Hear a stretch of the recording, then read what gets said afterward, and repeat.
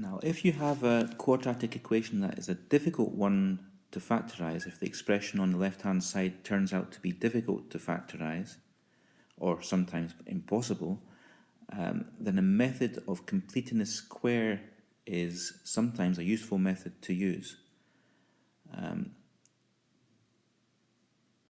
Let's say that you have an equation like this one, the x squared minus 6x plus 2 equals 0. Well, if I look at this 2 and think, well, what numbers multiply to give 2 and add to give negative 6? Well, there are none. So my ambitions of being able to factorize that are unfulfilled. So I need to use another method, this completing the square method. In completing the square, we look at this x squared minus 6x part of the equation. We look at that and we take half of the negative 6 because if we try x minus 3 all squared, we would end up with x squared minus 6x. That's that same minus 6x as we've got here, plus 3 squared. Okay, it's the wrong number at the end, but we can deal with that. Now, if we rearrange this equation so that we just have x squared minus 6x equals something, then we would have to subtract the 3 squared from the other side. So we would end up with x squared minus 6x equals x minus 3 all squared minus 3 squared. If we then take this expression here and replace the x squared minus 6x here with it, then what we should get is x minus 3 all squared minus 3 squared plus 2 equals 0. And that we can write as x minus 3 all squared equals 3 squared minus 2, which equals 7. Once we have x minus 3 all squared equals 7, we can take the square root of both sides of that equation. That gives us x minus 3 equals plus or minus the square root of 7, and then we can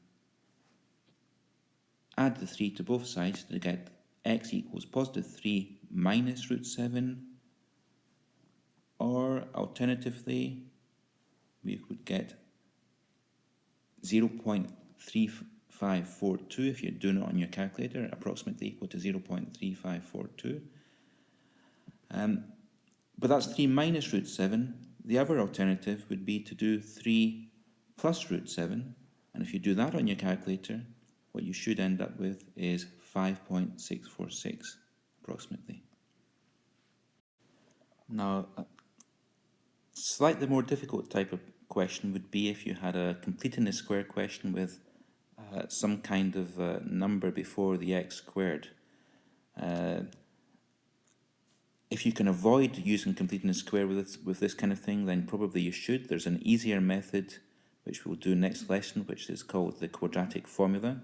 Some of you might be familiar with that. That's that x equals negative b plus or minus the square root of b squared minus 4ac all over 2a kind of equation, which you might remember from previous courses.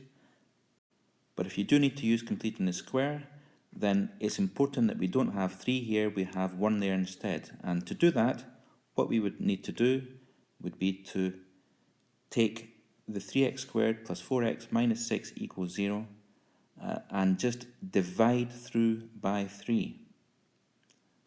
Right? Because you can take 3 out as a factor, and then if you can divide through, divide the whole equation by 3, both sides of the equation by 3, then you'll end up with x squared plus 4/3 x minus 2 equals 0.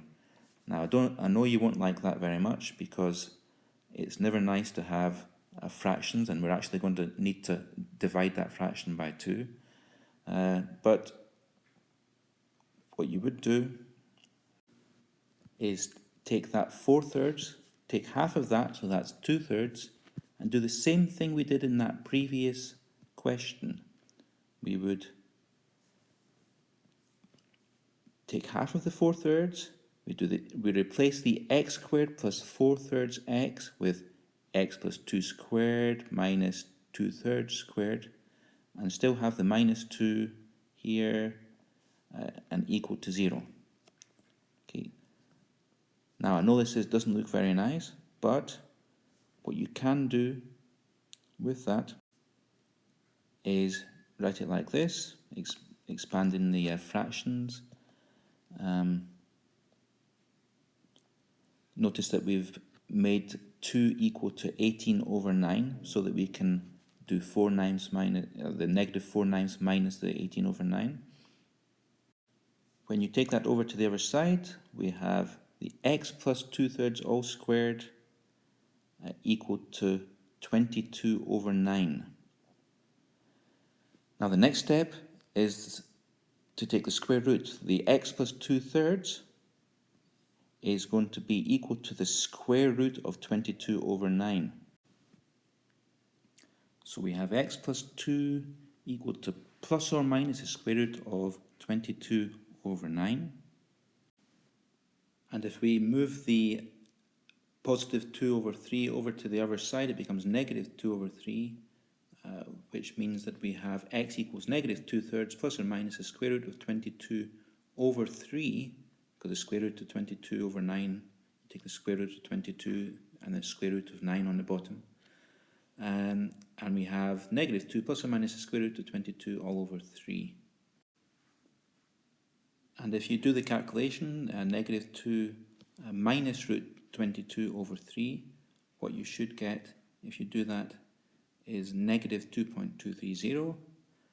And likewise, if you do the same thing with negative 2 plus square root of 22 over 3, you should get 0.8968.